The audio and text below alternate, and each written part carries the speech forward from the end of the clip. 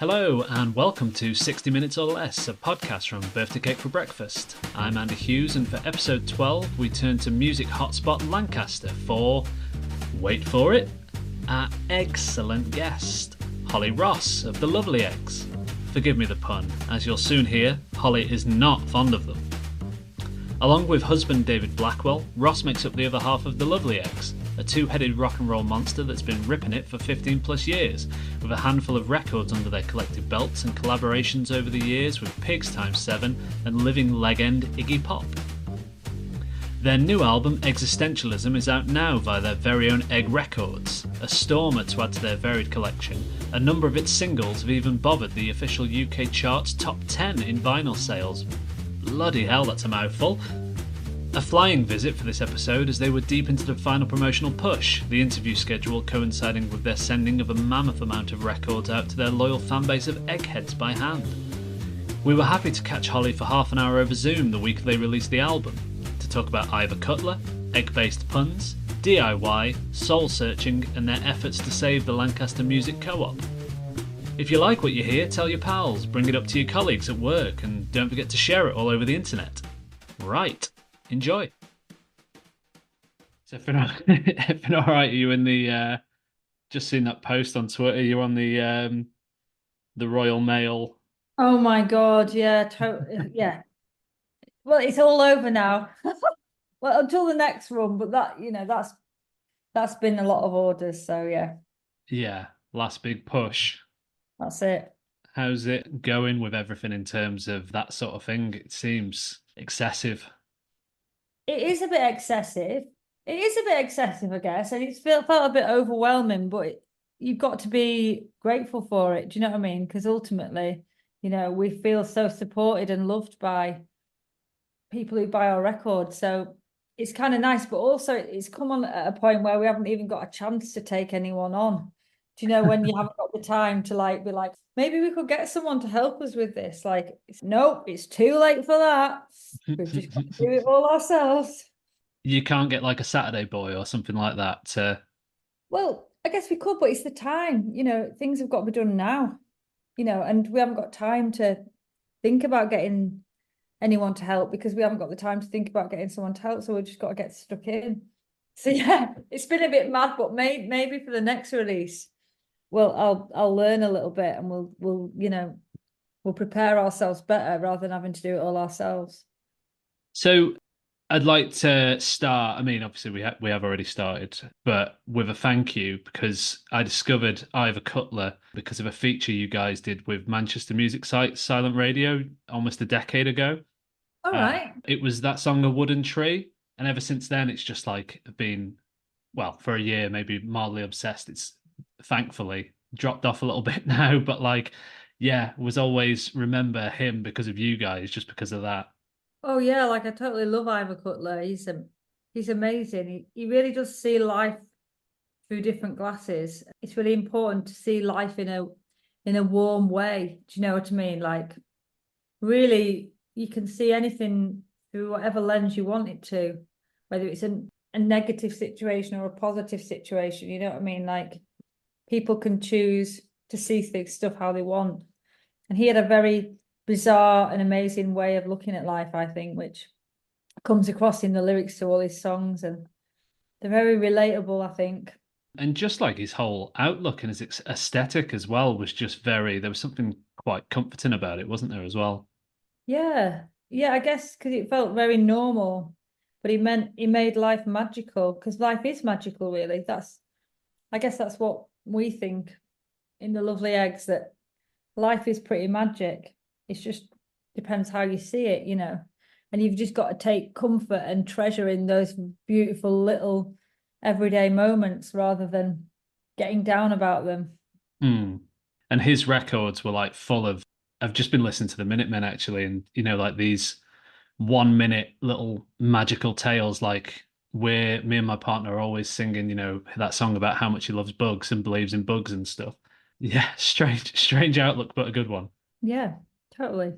So we were just talking about it, your new album, Eggsistentialism, that's out May 17th on your own label, Egg Records. I take it you were pleased with the title when you came up with it. Well, what it was really was we wrote an album and it was a collection of songs, and you've always got to think about a name to put to any collection of songs when you do it. And we've been really through the mill, and a lot of the lyrics on a lot of the songs are quite sort of soul searching, really, and kind of trying to figure out a way to survive life, because it got pretty tough for us for a year or two. Sometimes I spend a lot of time thinking. That's why we always say always think in moderation. Drink drink as much as you fucking want, but always think in moderation, because it can make you quite mentally ill, really. So a lot of these songs kind of was sort of questioning why we're here, and questioning, relationships and value and life and death and memory and existence. And so all of these kind of existential thoughts. So when we thought of the name, and we generally really hate egg puns, when people say, "Oh, have an excellent time," you just think, "Oh, for fuck's sake, we've been like going as a band for 16 years. We've heard almost every egg pun there is ever to hear." But for some reason, this one just felt perfect, existentialism, because it's kind of our take on the world, really, and our take on philosophy and life and how to deal with living in a small northern town, with no sort of prospect of getting out, which kind of was the case for us for a couple of last 2 years while we were trying to save the music co-op. So just fit, really. And then we couldn't go back. We just couldn't think of anything else that was better suited it. I know it sounds silly, but at first I got the pun and I thought that's great. That sounds about right.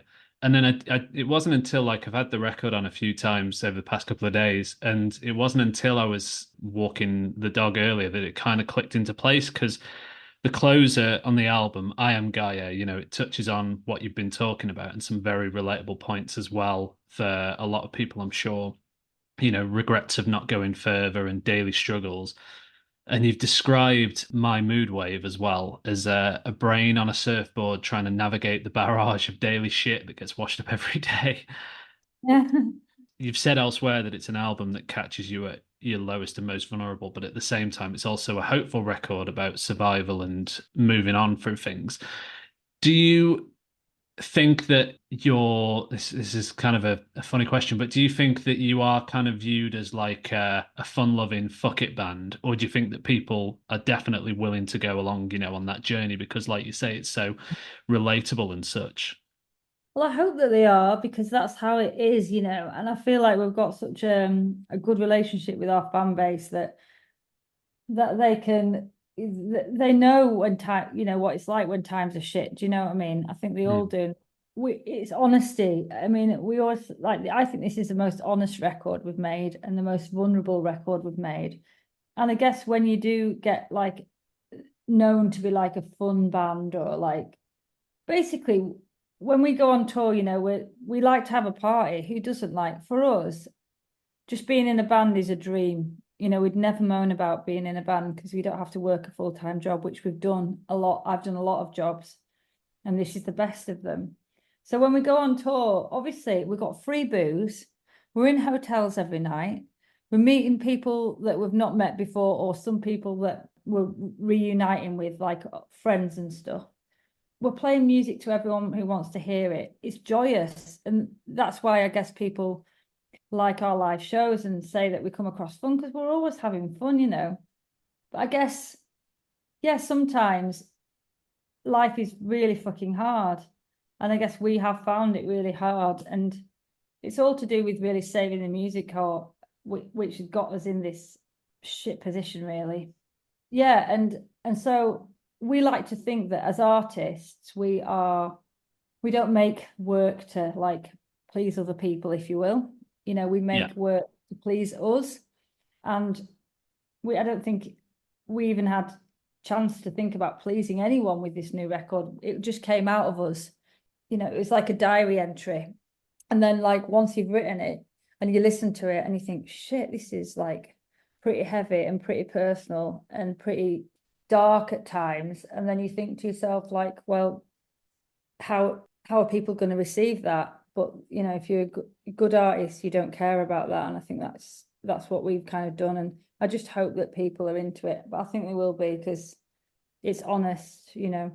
And it still seems to have that lovely egg stamp to it, doesn't it? Like I had it written down, I forget which the song, I think it's Echo You. It's got like a really iciness to it in a sense, but it's still got like your brand of the way you guys do things. So I would assume that, people can still pick up on that. And obviously with like the quite lengthy Nothing Everything, even though it's, the lyrics as they are, it's still got that stamp, would you say? Well, I think we were worried about that actually at first. We thought like, well, not worried. We were just I guess we did sound different and we thought, can we release this? Because it sounds so different. But then actually, a load of people have said actually, it's still at the core of it is the lovely eggs.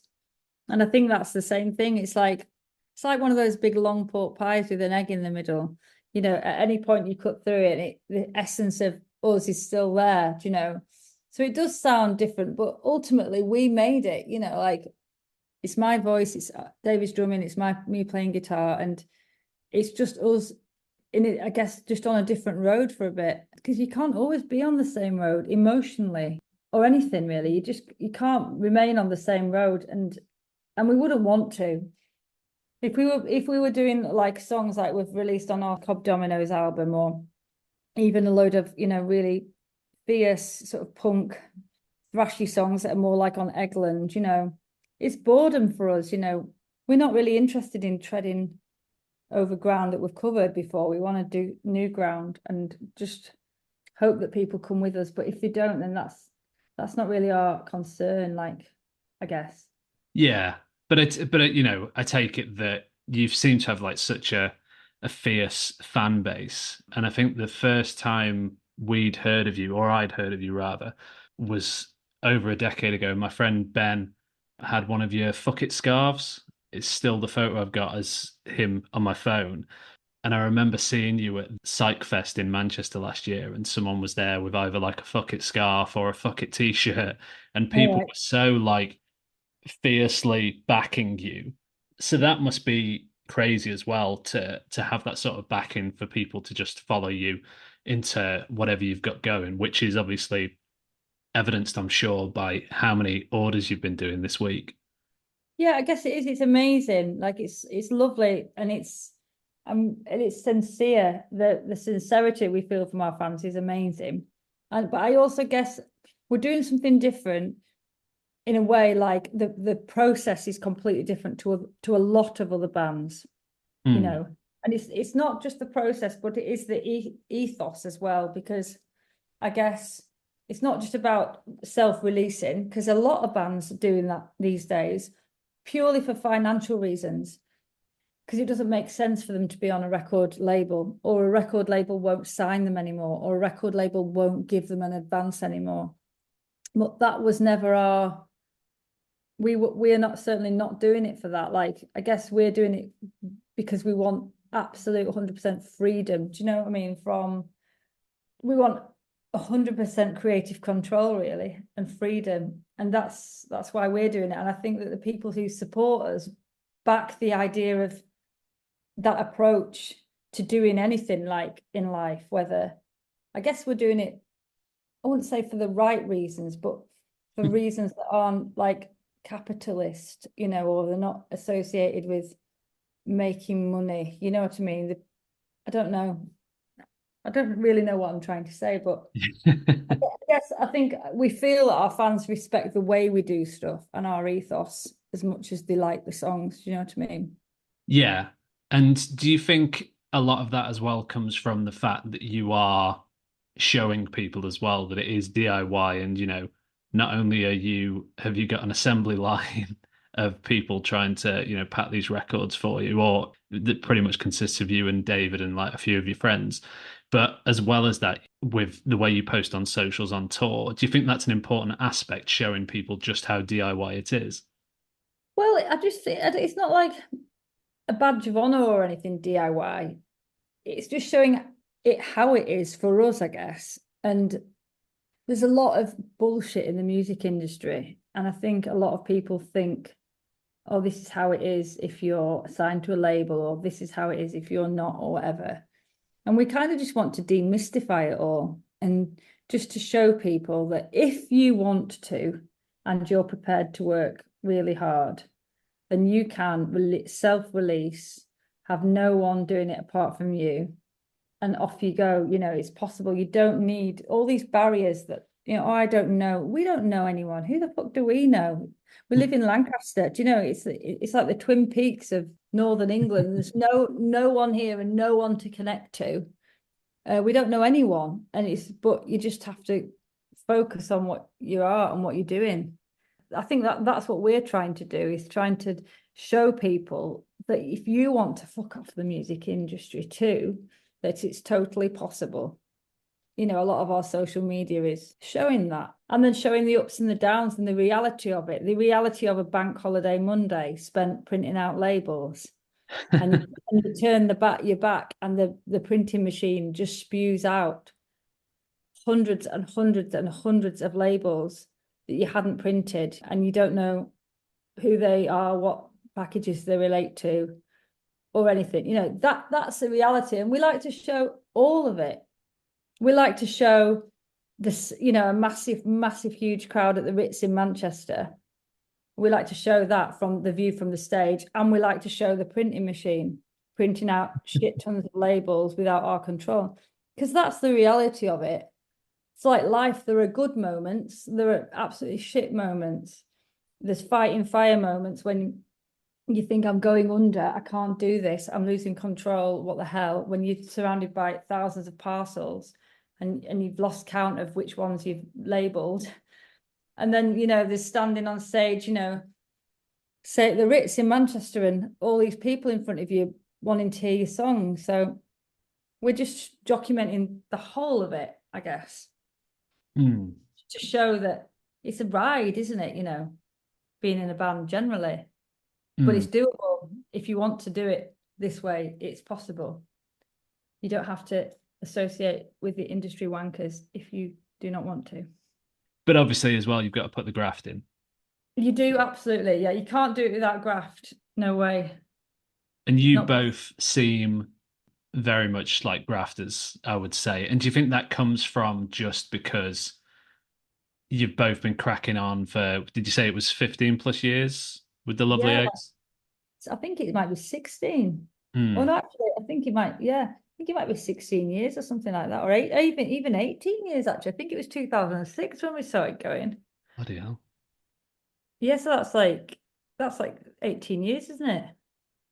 So 20 in 2026, if that comes around. Yeah, I think so. On the flip though, to what you were talking about just then, you were on Six Music last night with Mark Riley, and speaking of high numbers getting into the double figures, that was by all accounts your 11th time in session with him. Yeah. Does it feel like such an occasion is like a cakewalk now with that sort of thing, or is it still crazy to get the call from whoever it is and be able to go up to Salford or wherever they do it now and record a session? Is that still pretty mad? I mean, we still love it. Like, obviously, we know Mark Riley loads better now. We're his friend and stuff, so it feels a bit different, and it's always nice to see him. So the nerves aren't there, I guess, maybe what they would have been when we first came, and you're meeting people you've only heard on the radio, and you don't. But yeah, we still love all the support and all of that. We're still grateful for it, and yeah, I don't know. It was. Riley does the best show, and we're always honoured to be asked to go on.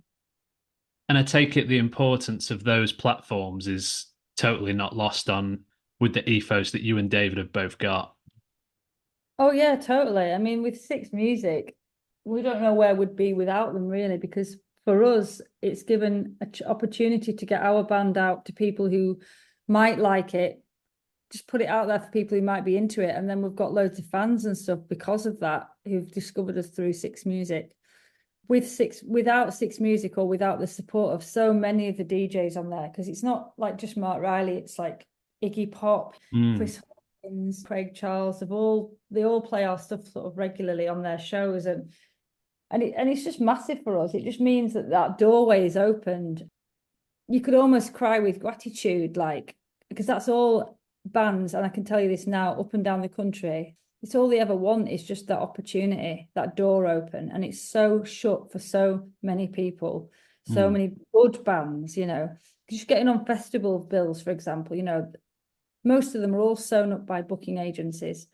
And people ask us all the time, why haven't you played Glastonbury? And it's just like, it's because we haven't got a booking agent, is the answer. You know what I mean? Because it's still all very industry and all sewn up by that. So Six Music, I think they do give bands a chance. It's the only radio station that gives bands that I know of that's like a mainstream, well listened to radio station that, gives bands a chance for airplay without having to, be in the top 40 or whatever. It's brilliant. And I still think it's amazing when you hear bands on Six Music that you think, bloody hell, you assume they're like mates, or you've seen them in like venues, where there's like 50 capacity or something like that. I still think for them that's amazing to even get on the radio full stop, let alone somewhere that prioritizes that sort of industry. Absolutely. I mean, yeah, it's amazing. And it's the thing, and it drives the sort of live gig circuit as well, because if you get played on Six, more people come to your gigs, and then you get do sold out shows. It feels like community, I think. Yeah. A lot of Six Music listenership feels like a community, and they go out to gigs and they come back and they'll, write in or phone in or whatever and tell people about that experience. And then it does feel, and I don't think I know of any other radio station in the UK currently that does that for people into alternative independent music. Do you know what I mean? Yeah, I think it's pretty much the only game in town, isn't it, really? I mean, I'm sure there are. I mean, we've got Beyond Radio in Lancaster, which I absolutely love.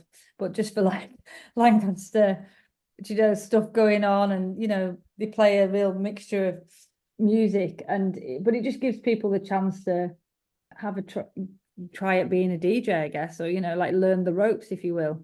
Yeah, yeah. No, I love that, and I think that's important as well because I did that sort of thing at university, and it is very important, isn't it? And obviously, you can't all be on the BBC. Exactly. No, it's good.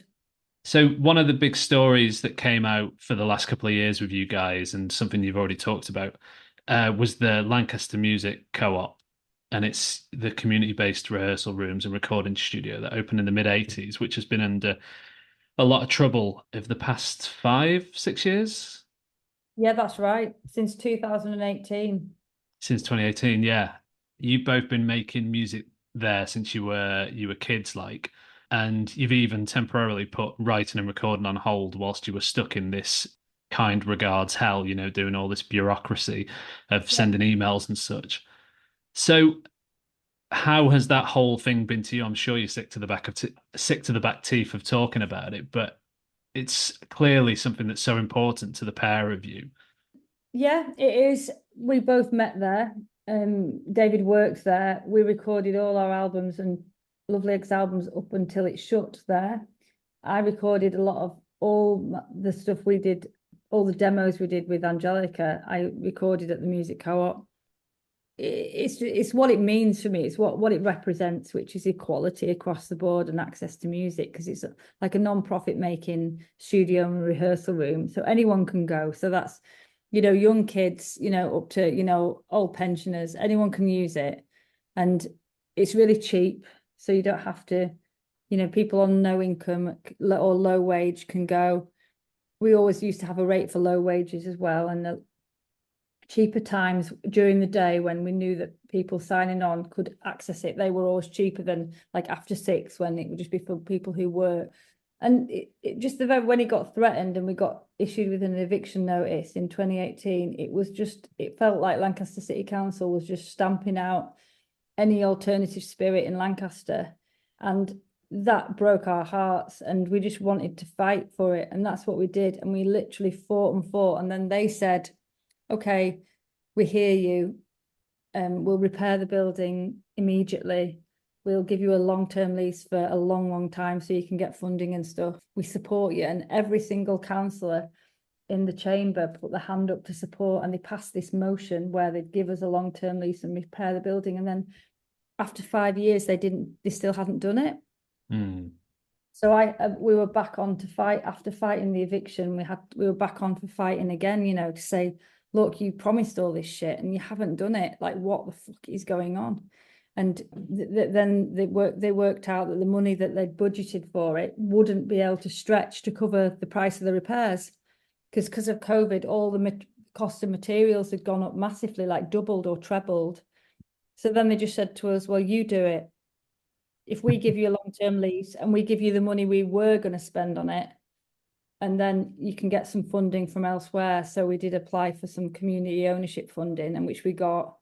And we've taken the council's money that from like 6 years ago could have done the job, but can't now. Yeah. And now me and David are part of a team running a £1 million building project. But we didn't fucking ask for it. And it's pissed us off that they've dumped it on us. And we've landed with all this bureaucratic bullshit, and basically like a full-time job that most people will get like 50 or 60k a year for, and we're doing it for fucking free. And it just absolutely knocks me off, you know. So the sooner it's finished and up and running and the co-op is on its own, do you know what I mean? That'll be great, because it'll mean it was all worth it. But until then, we're still in the middle of it. It does seem like there's such a Channel 4 documentary in there of you and David with £1 million in your back pocket to fix the co-op. Oh my God, yeah, totally. Netflix should follow us. Like, they wouldn't believe how insane and crazy our life can get sometimes. It's absolutely fucking nuts. Like, we're literally on the top of a roof of a building, you know, deciding shit and we're like, we're two fucking musicians, you know, two dickheads. What the fuck are we doing? If no one else will do it, you have to take it on yourself, or you lose stuff. You've got to fight for stuff in life, you know, the things that are important. But I've just seen it's 6:30 now. I've got another interview at 6:30, so I'm going to have to leave. Okay, no problem at all. You've got everything that you need? Just about, yeah. Or if you've got I could probably stay another minute, or if you've got any more quick ones. I was just going to say, so, you know, we talked about Iggy Pop before, and you previously charted with a single you did with him. 2 singles off this new record have already landed inside the UK official vinyl charts in the top 5 as well. Is that something, it's, as we've talked about it, I can imagine the answer, but is that something that you guys are particularly fussed with? I mean, it must be really nice, but at the same time, it's not something that you aim for, I imagine. Exactly that. I think it's great because it's like validation in a sense, you know, and validation to the music. It's like kind of like beating people at their own game. Do you know, the game that all the industry schmucks see as important, and for us to beat them at a game that they feel is really important and we really not asked about it is quite funny, you know. So yeah, so it's nice to do it in a sense, but only just for the joke, really, for the laugh, you know, because we can, you know. Why wouldn't you want to see yourself above like one of a major record label in the charts? You know, it's fucking great. You know, 2 dickheads from Lancaster packaging things up themselves, are like bossing it over like EMI or whatever. There's a certain like, I don't know, mischievousness that we like that we like in that. But yeah, it's not something that we lose sleep over. Yeah, save that for the co-op. Yeah, exactly.